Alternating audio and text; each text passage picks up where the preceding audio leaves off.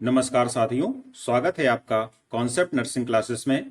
आज की क्लास में KGMU SGPGI nursing officer special next practice test solve करेंगे। क्वेश्चन नंबर 1 की ओर चलते हैं। किस प्रकार का वायरल हेपेटाइटिस दूषित भोजन और पानी के माध्यम से फैलता है? Hepatitis B, hepatitis C, hepatitis A and hepatitis D. Correct answer होगा ऑप्शन 3 हेपेटाइटिस ए। इस प्रकार का हेपेटाइटिस होता है जो अधिकतर बाहर के खाने से फैलता है, जहां पर भोजन और पानी दूषित हो, जैसे होटल का भोजन और होटल का बाहर का पानी लगातार पीने से हेपेटाइटिस ए हो जाता है। नेक्स्ट क्वेश्चन, स्तनपान कराने वाली महिलाओं के लिए गर्भ निरोधक की कौन सी हार्मोन विधि विश्वसनीय है? हार्मोन पैच, मिश्रित गोली, प्रोजेस्टेरॉन ओनली पिल्स एंड यूनिबलाय। करेक्ट आंसर होगा ऑप्शन 3 प्रोजेस्टेरॉन ओनली पिल्स। यह उन महिलाओं में सबसे अधिक विश्वसनीय होती है, रिलायबल होती है, जो कि स्तनपान कराती हैं। Next, what is the timing of insertion of PPIUCDs after normal vaginal delivery? Normal vaginal delivery के बाद PPIUCD का जो टाइमिंग होता है, इंसर्शन होता है, वह कितना होता है? तो यह होता है 48 घंटे के अंदर, with in 48 hours. Next question, how does the Multiload 375 intrauterine device act? Increasing fertility capacity of sperm, spermicidal effect, stimulation of ovulation, stimulation of hormone release. Multiload 375 uterine device एक ऐसी डिवाइस होती है जो कि स्पर्म को किल करने का काम करती है, इसलिए इसको स्पर्मिसाइडल इफेक्ट कहते हैं। नेक्स्ट, निम्नलिखित में से कौन सा कारक एक स्वस्थ व्यक्ति के लिए आवश्यक है? स्वस्थ व्यक्ति के लिए आवश्यक कारक होता है नियमित एक्सरसाइज करना, इसलिए चौथा ऑप्शन यहां पर सही होगा। नवजात शिशु को निम्नलिखित में से कौन सी दवा नियमित रूप से दी जाती है? करेक्ट आंसर होगा ऑप्शन 1 विटामिन के नियमित रूप से नवजात शिशु को दी जाती है। मॉर्टेलिटी रेट की गणना का सूत्र है। तो मॉर्टेलिटी रेट किस प्रकार से निकाला जाता है? इसका एक फॉर्मूला होता है। तो फॉर्मूले में क्या देखते हैं कि जो भी मृत्यु हुई हो, जितनी भी डेथ हुई हो, death divided by total population into 1000, इसलिए दूसरा ऑप्शन यहां पर करेक्ट होगा। अगला क्वेश्चन देखते हैं। The cluster of cells which resembles mulberry after fertilisation is called. तो सेल्स का एक क्लस्टर होता है जो कि एक मलबरी के समान दिखाई देता है, उसको क्या कहते हैं? तो उस स्टेज को कहते हैं मोरोला स्टेज, क्योंकि ये सभी स्टेज होती हैं जब फीटस के बनने से पहले, मोरोला, ब्लास्टोला, गैस्ट्रोला, ट्रोफोब्लास्ट। तो ये इस सभी प्रकार की क्या है, स्टेज है। तो इसमें जो मोरोला स्टेज होती है यह मलबरी के समान दिखाई देती है, फर्टिलाइजेशन के बाद यह आती है, इसलिए पहला ऑप्शन यहां पर करेक्ट होगा। Next question, what is the primary symptom of rubella? Rubella का प्राइमरी सिम्टम क्या है? रूबेला का जो सबसे पहला सिम्टम होता है यह होते हैं मैक्युलोपेपुलर रैश, इसलिए दूसरा ऑप्शन यहां पर सही है। टारगेट कपल्स के संबंध में परिवार नियोजन कार्यक्रम का प्राथमिक उद्देश्य क्या है? तो जो भी कपल हैं, टारगेट मीन्स होता है जिनको अभी जरूरत है या जो नियमित रूप से प्रजनन की आयु में है, उनके लिए जो परिवार नियोजन कार्यक्रम का उद्देश्य यही होता है कि वो परिवार नियोजन सेवाओं तक पहुंच जाएं, जिससे कि उन परिवार नियोजन सेवाओं का लाभ उन तक पहुंच सके, इसलिए यहां पर तीसरा ऑप्शन सही होगा, युगल को परिवार नियोजन सेवाओं तक पहुंच प्रदान करना। Next, highest part of the uterus that is fundus become palpable per abdomen from which gestation period onward? 6 weeks, 12 weeks, 18 weeks, 24 weeks। Correct answer होगा ऑप्शन 2 12 weeks। 12 सप्ताह में जो यूट्रस का फंडस, गर्भावस्था वाले यूट्रस का फंडस होता है, यह एब्डोमेन से स्पर्श करने योग्य हो जाता है। नेक्स्ट क्वेश्चन, निम्नलिखित में से किस प्रकार की जनसंख्या में किसी दिए गए रोग का पूर्व नैदानिक चरण, प्री क्लिनिकल स्टेज अधिक समय तक होने की संभावना सबसे अधिक होती है? Pregnant women, older adult, children, कमजोर प्रतिरक्षा प्रणाली वाले व्यक्ति। करेक्ट आंसर होगा ऑप्शन 2, ओल्डर एडल्ट्स में से जो प्री क्लिनिकल स्टेज होती है यह अधिक समय तक चलने की संभावना रहती है।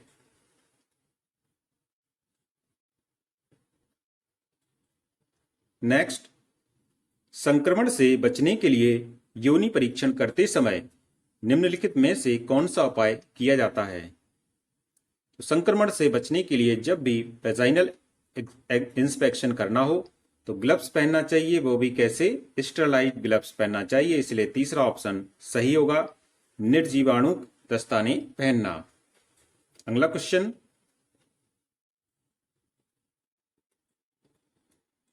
डिमांड फीडिंग का प्राथमिक लाभ क्या है? यह सुनिश्चित करता है कि शिशु को प्रत्येक बार दूध की समान मात्रा मिले। यह एक पूर्वानुमेय निद्रा अनुसूची स्थापित करने में सहायता करता है। यह शिशु की जरूरतों के अनुसार अनुक्रिया करके स्वस्थ दूध की आपूर्ति को बढ़ावा देता है। इससे मां आहार के समय अनुसार अपने दिन की योजना आसानी से बना सकती है। करेक्ट आंसर होगा ऑप्शन 3। डिमांडिंग जो फीडिंग होती है इसका प्राथमिक लाभ यह होता है कि जरूरत के अनुसार स्वस्थ दूध की आपूर्ति होती है इससे, इसलिए तीसरा ऑप्शन करेक्ट है। नेक्स्ट, निम्नलिखित में से कौन सी घटनाएं जीवन विषयक घटनाएं वाइटल इवेंट्स मानी जाती हैं? प्राकृतिक आपदाएं, किसी देश में राजनीतिक घटनाएं, किसी क्षेत्र में आर्थिक घटनाएं, जन्म, मृत्यु, विवाह और तलाक। यहां पर चौथा ऑप्शन सही है, जन्म, मृत्यु, विवाह और तलाक ये सभी वाइटल इवेंट्स मानी जाती हैं। नेक्स्ट, इनमें से कौन सा कोविड-19 का सामान्य लक्षण नहीं है? असामान्य थकान, स्वाद और गंध महसूस न कर पाना, धुंधली दृष्टि, खांसी। कोविड-19 के लक्षणों में जो लक्षण इनमें से दिए गए हैं, जैसे थकान बहुत होती थी और गंध और स्वाद महसूस नहीं कर पाता था आदमी और खांसी भी आती थी, तीसरा ऑप्शन यहाँ पर सही नहीं है। ब्लड वजन या धुंधली दृष्टि कोविड-19 का लक्षण नहीं है। नेक्स्ट, मासिक धर्म के समय स्वच्छता बनाए रखने के लिए सैनिटरी पैड या मासिक धर्म कप कितनी बार बदले जाते हैं? हर 2 से 3 घंटे में, केवल तभी जब वे भरे हों, हर 8 से 10 घंटे में, हर 4 से 6 घंटे में। सही आंसर हो जाएगा ऑप्शन 4, हर 4 से 6 घंटे में। नेक्स्ट,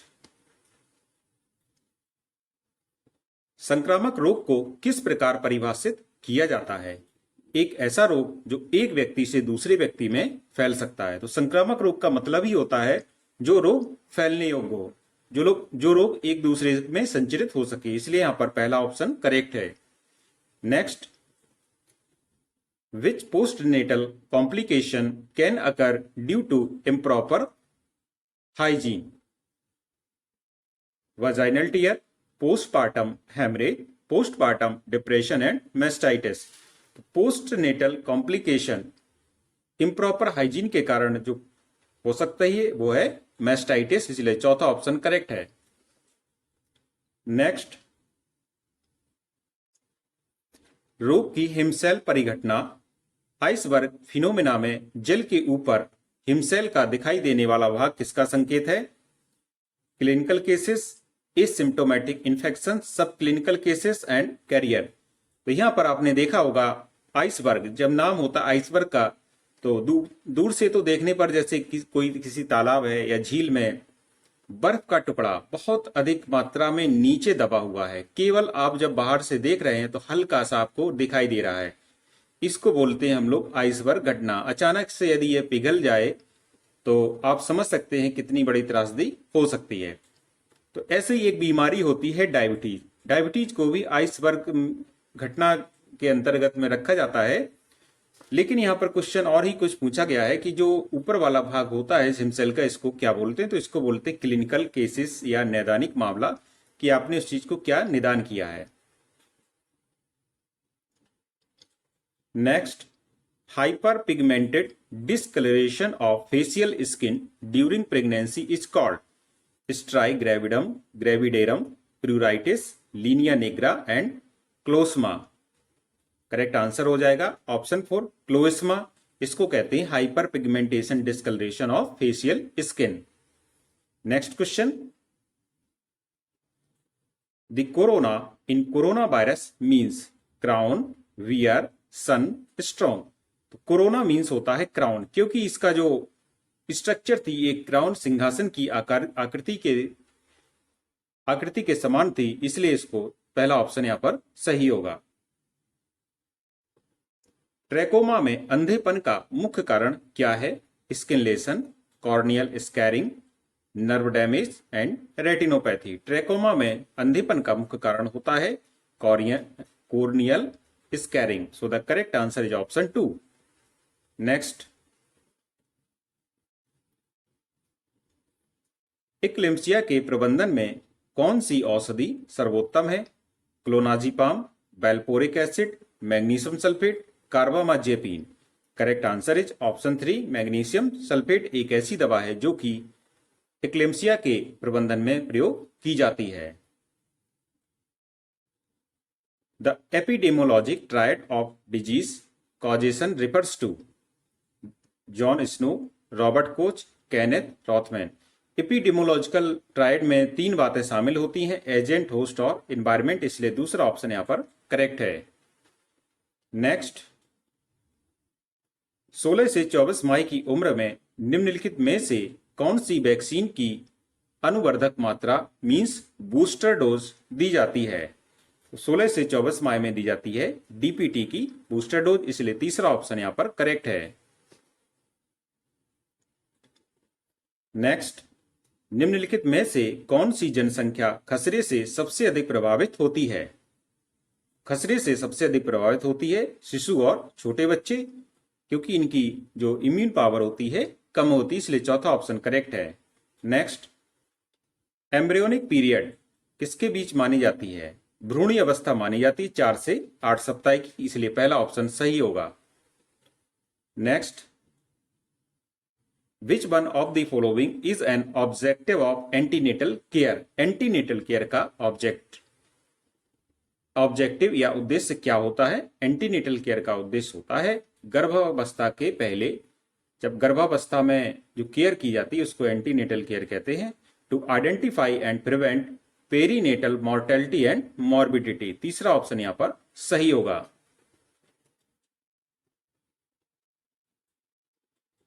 सगर्भ गर्भाशय की अंतर गर्भाशय कला मींस एंडोमेट्रियम को क्या कहा जाता है? सगर्भ गर्भाशय मीन्स है जिसमें गर्भ पल रहा हो, बच्चा पल रहा हो, उस यूट्रस की जो एंडोमेट्रियम है उसको डेसिडुआ बोलते हैं, इसलिए पहला ऑप्शन यहां पर करेक्ट होगा। नेक्स्ट,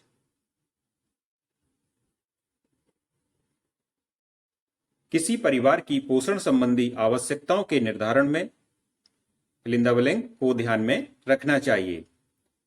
किसी परिवार की पोषण संबंधी आवश्यकताओं के निर्धारण में किन बातों को ध्यान में रखना चाहिए? शरीर क्रियात्मक आवश्यकताएं, धर्म, सांस्कृतिक और आयु संबंधी आवश्यकताएं, अपेक्षा और अनुरोध। दूसरा ऑप्शन यहां पर करेक्ट है। नेक्स्ट,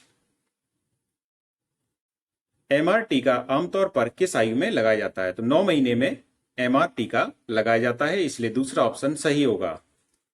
नेक्स्ट, निम्नलिखित में से किसे स्क्रीनिंग द्वारा रोका जा सकता है? स्तन कैंसर, गर्भाशय ग्रीवा का कैंसर, प्रोस्टेट कैंसर, फुफ्फुस कैंसर। स्क्रीनिंग द्वारा जिसको रोका जा सकता है यह होता है गर्भाशय ग्रीवा का कैंसर या सर्वाइकल कैंसर, इसलिए सेकंड ऑप्शन करेक्ट होगा। गर्भावस्था के दौरान टीडैप टीका लगाने का अनुशंसित समय क्या है?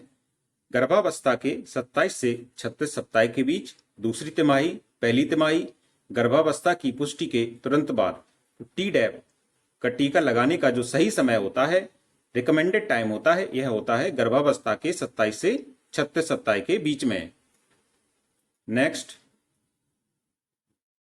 निम्नलिखित में से कौन सा आचरण प्रतिरूप शैशव काल के दौरान परिलक्षित होता है?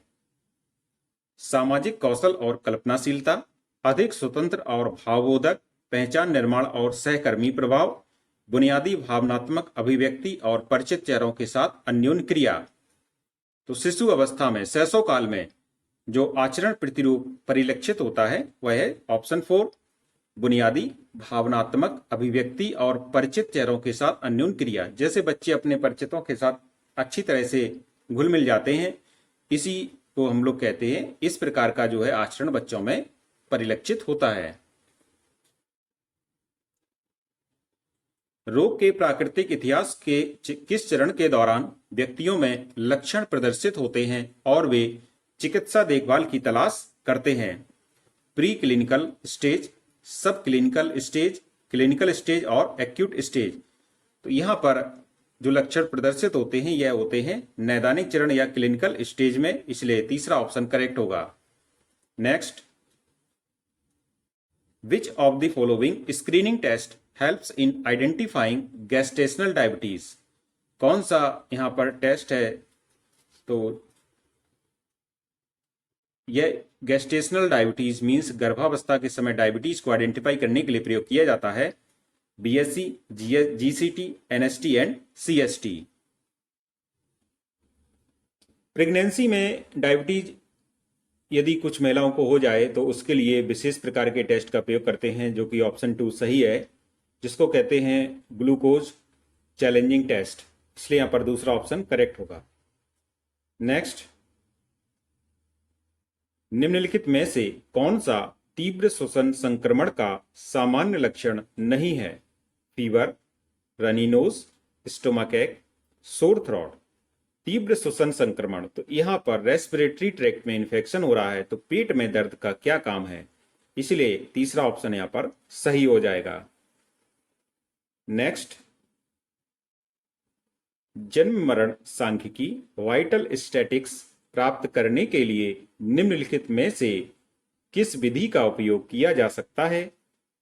Dependency ratio, crude birth rate, registration method and crude death rate. तो वाइटल स्टैटिस्टिक्स मींस आंकड़े प्राप्त करने के लिए जन्म मृत्यु के क्या करते हैं? पंजीकरण को अपनाया जाता है, इसलिए तीसरा ऑप्शन सही है। कॉर्ड प्रोलैप्स में प्रबंधन प्रोटोकॉल निम्नलिखित में से कौन सा है? कॉर्ड प्रोलैप्स का मतलब होता है कि जब प्रसव के दौरान यह जो कॉर्ड होती है बच्चे के पहले निकल जाए, मीन्स इससे क्या है, ये दबने लगती है बच्चे के सिर से प्रेशर के कारण, इस पर प्रेशर के कारण ये दबने लगती है, इससे बच्चे को हाइपोक्सिया हो सकता है। तो इसमें जो प्रबंधन प्रोटोकॉल है किस प्रकार से इससे निपटते हैं? तो पहला ऑप्शन सही होगा, दस्ताने वाली अंगुली से रज्जू से उभरे हुए हिस्से को उठाएं। तो ये कॉर्ड का जो हिस्सा है, उभरा हुआ हिस्सा होता है, उसको उठाया जाता है किसके माध्यम से? दस्ताने वाली अंगुली से, जिसमें आपने ग्लव्स पहना हुआ हो। नेक्स्ट क्वेश्चन, सर्वेक्षण के अनुसार भारत में ब्लाइंडनेस का सबसे सामान्य कारण कौन सा है? तो भारत में ब्लाइंडनेस या अंधेपन का सबसे सामान्य कारण आपने देखा होगा, बहुत से लोगों की आंखें बनती हैं और उन आंखों में क्या होता है, मोतियाबिंद आने के कारण बनाई जाती हैं, इसलिए दूसरा ऑप्शन सही है, मोतियाबिंद या कैटरैक्ट। नेक्स्ट, प्रसवोत्तर द्वितीय दिन एक रोगी का प्रबंधन करते समय आपको किस प्रकार के लोचियल आस्राव, लोचियल डिस्चार्ज की उम्मीद करनी चाहिए? लोचिया मीन्स होता है प्रसव के बाद जो वेजाइना से डिस्चार्ज निकलता है उसको लोचिया कहते हैं, और शुरुआत में रसा इस प्रकार से निकलता है, तो रेड एल्ब्यूमिन इस प्रकार से इसको कहते हैं। तो यहां पर द्वितीय दिन, दूसरे दिन की बात हो रही है, तो पहले से 3 दिन तक तो यह निकलता है लोचिया रुब्रा, इसलिए तीसरा ऑप्शन यहाँ पर सही होगा, क्योंकि आप देख रहे हैं पहले रुब्रा आता है जिसमें रेड कलर का स्राव निकलता है। सबसे भीतरी गर्भकला कौन सी है? कोरियन, एमनियन, डेसिडुआ या मायोमेट्रियम? तो सबसे भीतरी होती है एमनियन, इसलिए दूसरा ऑप्शन यहाँ पर करेक्ट है। नेक्स्ट, निम्नलिखित में से कौन सी महिला बंधीकरण विधि है? मीन्स यहाँ पर महिला में स्टरलाइजेशन विधि का प्रयोग किया जा रहा है, जिससे कि आगे चल करके किसी भी प्रकार की प्रेगनेंसी ना हो पाए, कंसीव ना कर पाए महिला। तो यहाँ पर महिला बंधीकरण की विधि होती है ट्यूबेक्टोमी, जिसमें फैलोपियन टिप को काट दिया जाता है, इसलिए सेकंड ऑप्शन करेक्ट होगा। मधुमेह से ग्रसित रोगी को किस प्रकार की पोषण शिक्षा दी जाती है? भोजन का अनियमित समय, लगातार कार्बोहाइड्रेट का सेवन, चीनी के अधिक सेवन की, कम फाइबर वाले आहार की।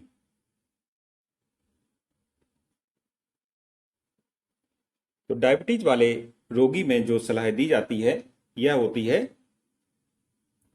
लगातार कार्बोहाइड्रेट का सेवन। लेकिन ये जो कार्बोहाइड्रेट का लगातार सेवन करना है तो उच्च ग्लाइसेमिक इंडेक्स वाले कार्बोहाइड्रेट का अधिक सेवन नहीं करना है, इसमें एक नियमित सेवन किया जाता है। तो पहला ऑप्शन नहीं होगा भोजन का नियमित समय, क्योंकि जब कोई बीमारी होती है तो यदि आप भोजन को नियमित रूप से करें, अपनी आहारचर्या ठीक करें, तो काफी कुछ उसमें सुधार बीमारी में आ जाता है। 32 सप्ताह की गर्भवती महिला को योनि से दर्द रहित रक्तस्राव हो रहा है। तो इस प्रकार के क्वेश्चन में जिसमें प्लेसेंटा प्रीविया होने की संभावना होती है, तो जो सही आंसर होगा इसकी पुष्टि करने के लिए सुरक्षित रूप से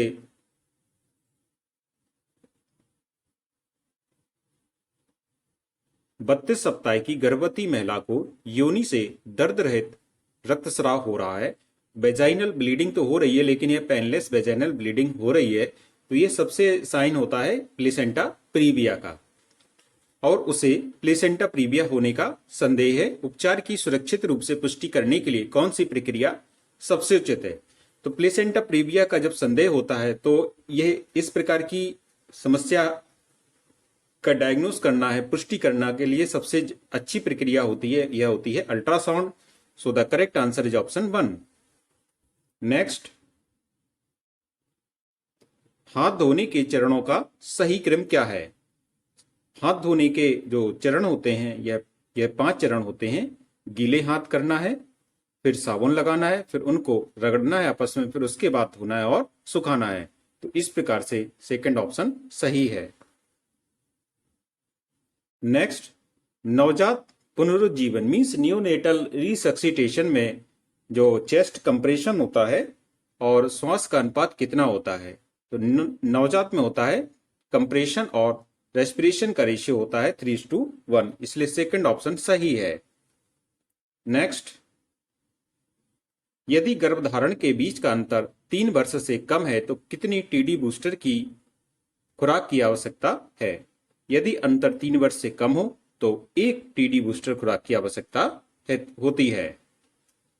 next,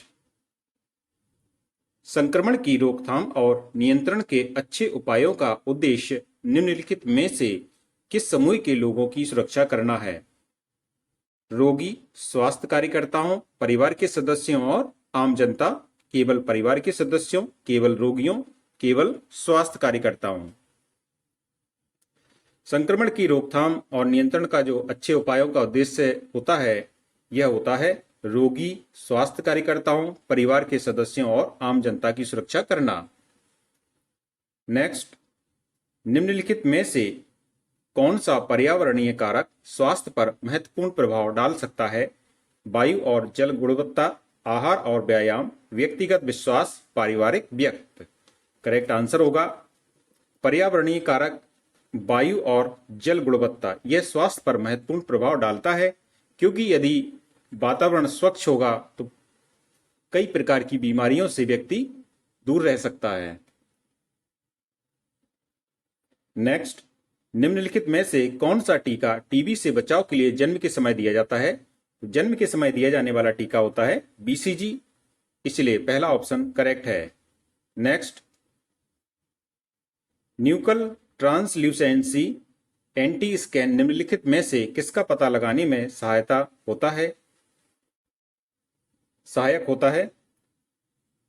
पॉलीहाइड्रामिनोस, abruptio, placenta, Down syndrome, placenta previa. तो यहाँ का न्यूकल ट्रांसल्यूसेंसी स्कैन जब करते हैं तो यह डाउन सिंड्रोम का पता लगाने के लिए सहायक होता है। Next question, roll over test is done to detect which of the following gestational disorder? Thyroid disorder, anemia, preeclampsia and hyperemesis gravidarum. Roll over test किया जाता है किसको डिटेक्ट करने के लिए? गेस्टेशनल प्रीक्लेम्सिया को डिटेक्ट करने के लिए।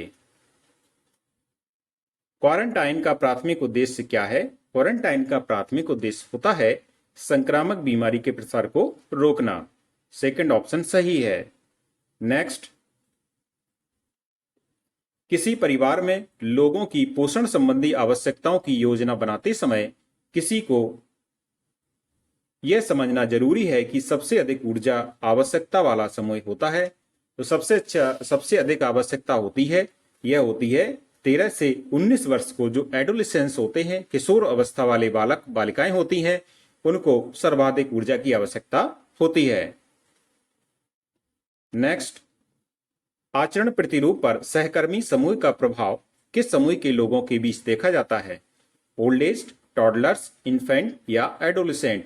आचरण प्रतिरूप पर जो एक दूसरे का देखा देखी करते हैं, इसमें सबसे अधिक प्रभाव देखा जाता है एडोलेसेंस या किशोर पर।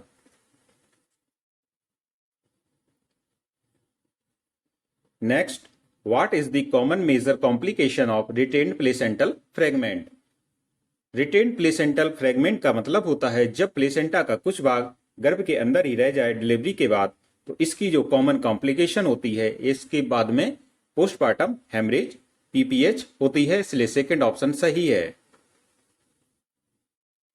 कुष्ठ रोग का रोग कारक बैक्टीरिया क्या है? लेप्रोसी का जो बैक्टीरिया होता है, यह होता है माइकोबैक्टीरियम लेप्री।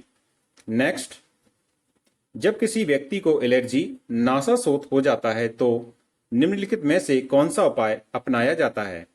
तो जब भी इस प्रकार की एलर्जी की समस्या हो तो जो उपाय अपनाया जाएगा वह होगा एलर्जिन की पहचान करना और उससे बचाव करना। नेक्स्ट क्वेश्चन, निम्नलिखित में से कौन सा पेंटावैलेंट वैक्सीन का घटक है? पेंटावैलेंट वैक्सीन का जो घटक है, इसमें से यह है hepatitis B. Next question, rheumatic heart disease में निम्नलिखित में से कौन सा हृदय वाल्व सबसे अधिक प्रभावित होता है? तो र्यूमेटिक हार्ट डिजीज का मतलब होता है, र्यूमेटिक का मतलब होता है सूजन, और हार्ट में किसी भी प्रकार की जब सूजन और इन्फ्लामेशन की समस्या आ जाती है तो इसको र्यूमेटिक हार्ट डिजीज बोलते हैं, और यह गैस बैक्टीरिया के कारण होती है।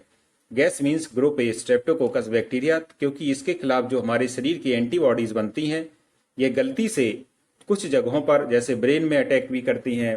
यदि ये हार्ट में अटैक करें ये एंटीबॉडीज, तो इसके कारण जो बीमारी पैदा होगी उसको बोलते हैं र्यूमेटिक हार्ट डिजीज।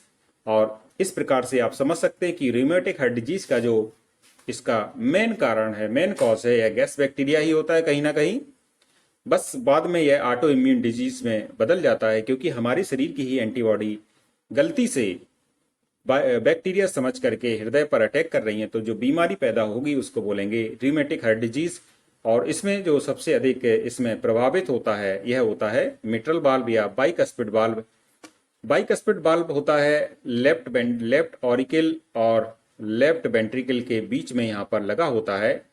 तो इस प्रकार से क्यों होता है सबसे अधिक प्रभावित? क्योंकि लेफ्ट वेंट्रिकल पर वजन अधिक पड़ता है, इसका काम भी अधिक होता है, तो सबसे अधिक प्रभावित होने की संभावना भी इसी की होती है, इसलिए यहाँ पर तीसरा ऑप्शन सही है मिट्रल वाल्व, क्योंकि बाइकस्पिड वाल्व को ही मिट्रल वाल्व कहते हैं। नेक्स्ट, निम्नलिखित में से कौन सा लार ग्रंथियों का एक विषाणु है? लार ग्रंथियों में सूजन आ जाती है, आपने देखा होगा गलसुआ के कारण, गलसुआ मम्स बैक्टीरिया को कहते हैं, इसलिए तीसरा ऑप्शन करेक्ट है। नेक्स्ट, समय से पहले प्रसव प्रीटर्म लेबर के जोखिम को कम करने के लिए निम्नलिखित में से कौन सा उपाय किया जाता है? तो ऑप्शन 1 है संक्रमण से बचना, यह उपाय किया जाता है। नेक्स्ट, शिशुओं में डीपीटी टीका लगाने का मार्ग क्या है? इंट्रामस्कुलर, इंट्राडर्मल, ओरल या सबक्यूटेनियस?